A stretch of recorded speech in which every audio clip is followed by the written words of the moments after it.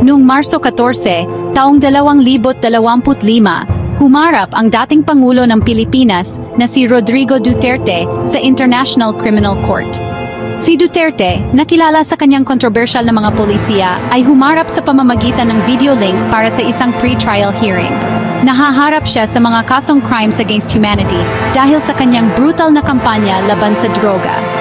Ang pagdinig ay ipinalabas sa buong mundo na nagpasiklab ng mga debate tungkol sa pananagutan at hustisya. This is presented to you by Education 4708. Just proceed to view the full content. Ang makasaysayang kasong ito ay nagtatakda ng isang halimbawa para sa pagpapanagot sa mga makapangyarihang leader. Ang resulta ay huhubog sa relasyon ng Pilipinas at ng ICC.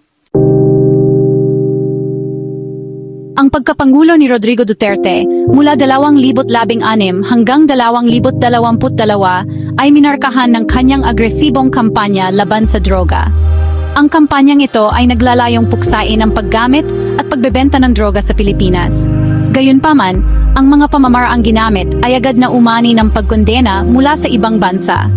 Ang mga pulis at mga vigilante group ay nagsagawa ng malawakang pagsalakay, extrajudicial killings at mga pangmasang pag-aresto.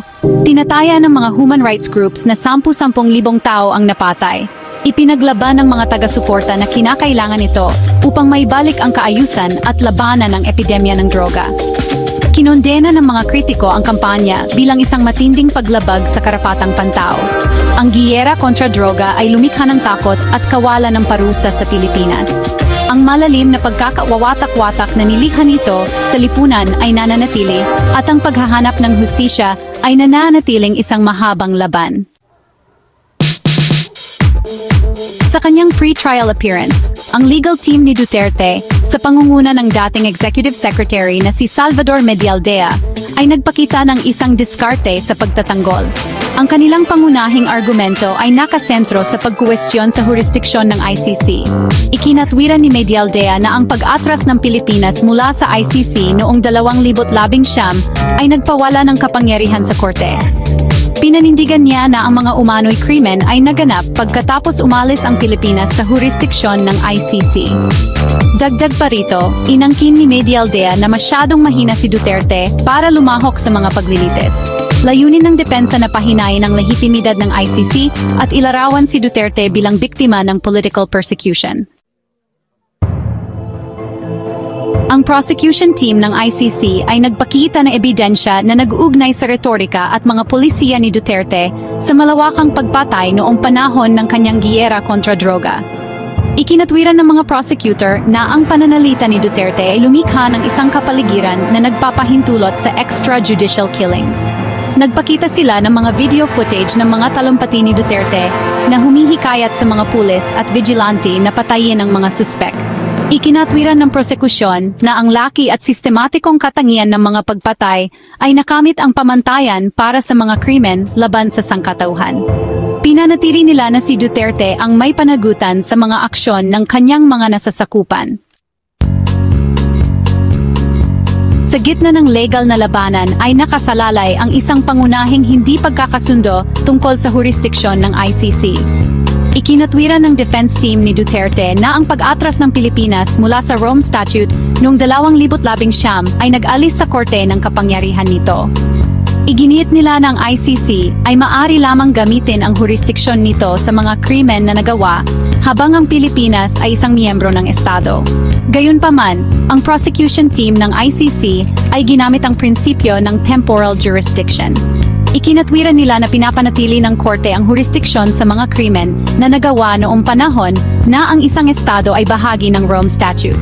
Kailangan na ngayong harapin ng mga hukom ang komplikadong legal na tanong na ito. Ang kanilang desisyon ay magkakaroon ng malaking implikasyon para sa kinabukasan ng kaso at sa kakayahan ng korte na papanagutin ang mga estado. Ang paglitaw ni Duterte sa ICC ay nagpasiklab ng samut-saring reaksyon sa Pilipinas at sa buong mundo. Ang opinyon ng publiko ay nanatiling lubos na watak-watak na sumasalamin sa polarizing legacy ng kanyang pagkapangulo. Ang mga taga-suporta ni Duterte ay nagrally para sa kanyang depensa, na tinitingnan ang paglilitis bilang isang atake na may motibong pampolitika. Sa kabilang banda, ang mga human rights groups at mga pamilya ng mga biktima ay tinanggap ang mga paglilitis ng ICC bilang isang hakbang tungo sa hustisya. Muling nagpasiklab ang paglilitis sa debate tungkol sa pagiging epektibo at halaga ng buhay ng giyera kontra droga ni Duterte.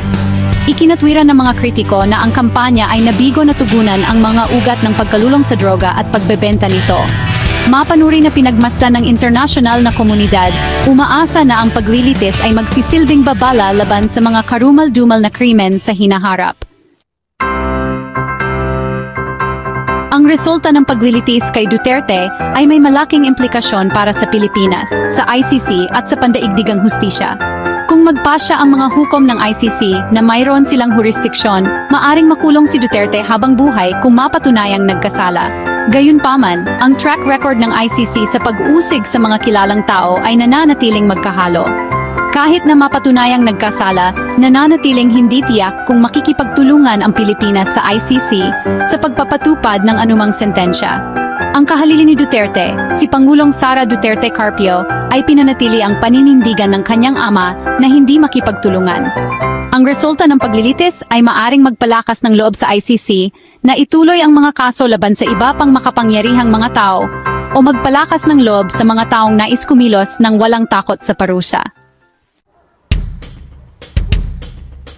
Sa pagtatapos ng pre-trial hearing, ang landas pasulong sa kaso ni Duterte ay nananatiling hindi tiyak. Ang mga hukom ng ICC ay nahaharap sa gawain ng pagpapasya kung itutuloy ang isang buong paglilitis.